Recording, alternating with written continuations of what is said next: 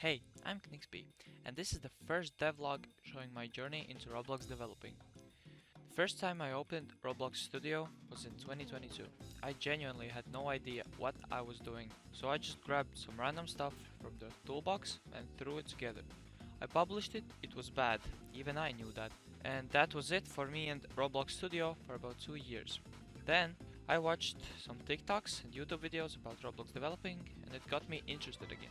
I hopped back on and tried making a racing game, starting from a preset and messing around with models, tools, and a little bit of scripting.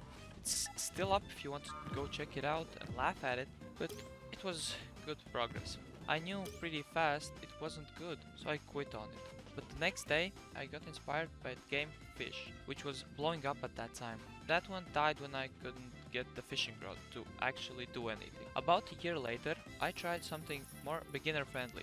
A simulator game, similar to the OG Magnet Simulator. In that game, you collect coins, buy upgrades, collect coins again, rebirth, repeat. I know exactly how boring that sounds, but I finished it.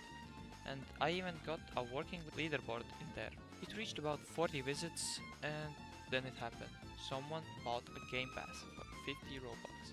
Those were the first ever Robux I earned from something I built. I was genuinely happy with that game, but I just wasn't motivated enough to keep going with it. And I knew there were already thousands of games exactly like that out there, so I quit again.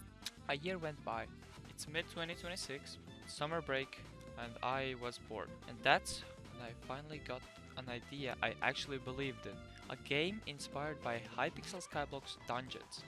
Well, basically it's a dungeon crawler game that you can play solo or with a team up to 5. In this game, you have 5 roles to choose from: mage, berserker, tank, healer and archer. Players fight through enemies, solve puzzles, dodge traps, hunt for secrets and take down the final boss for loot at the end. And the faster you do these dungeons, the better are the rewards. The idea was solid, my skills were not. I didn't know how to script, didn't know how to build, but what I did know is how to use AI. So that became the plan. Learn game development by actually doing it. With AI basically sitting next to me the whole way. It usually knew what it was doing, usually. I started with a lobby, then I made a dungeon instance, connected them with a teleporter I found on TikTok, then I made a very rough class system. Next was dungeon generation, my first real fight. I couldn't get it working at all, so I watched a YouTube video on procedural generation, and after about 2 days of vibe coding, I had something functional but ugly. Then I made real models for each room type and got the script generating them randomly across a 6x6 grid. After making that, I started working on the enemies. I made a zombie, its HP bar, I made script so it spawns in every room, did a pathfinding for it. I'm not even sure you can call it pathfinding because it was bad. Then I made a way to actually fight back. I added a wooden sword modeled by connecting AI to Blender. I imported the sword to the game, I got it dealing damage with numbers popping up on hit. Player stats came next, along with a button to open and see them. Then I made the map system, so you can see where you and your teammates are inside the dungeon. That one was hard. At first, every room rendered as a flat 1x1 box with no connections at all. By the time I got it working properly, I checked the clock and it was 4 AM. So the next day, I came back to start on making passives and abilities for each class. And I gave every little bit of detail to AI. Looking back, probably too much all at once. It updated the game automatically, I hit play, and I got genuinely terrified. Everything broke. The generation, the map, the enemies, the UI, all of it, gone. Spent about 20-30 minutes going back and forth with the AI trying to restore it. Then it came up with something. A while back, we'd been using a plugin called Rojo instead of MCP connection, which meant some of the files had been saved locally on my PC the whole time. And then the AI found a way to pull them back.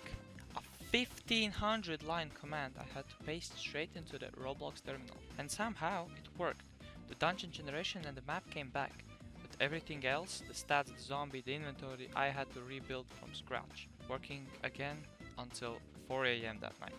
The next day after that, I built a locked door and key system. Basically, you clear every room on the path to the blood room and doors unlock as you go.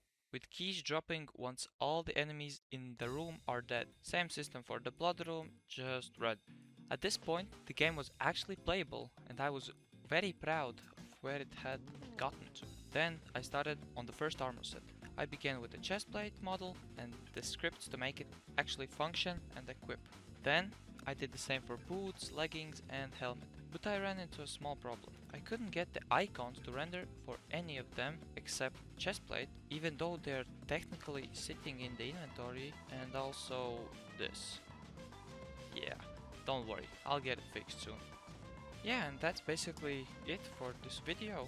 If you like this video, I would be really thankful if you like, subscribe, and maybe even share this video. Genuinely helps a lot right now. I've also got a Discord community server linked down below. Feel free to join. Alright, too much yapping. See you on the next one.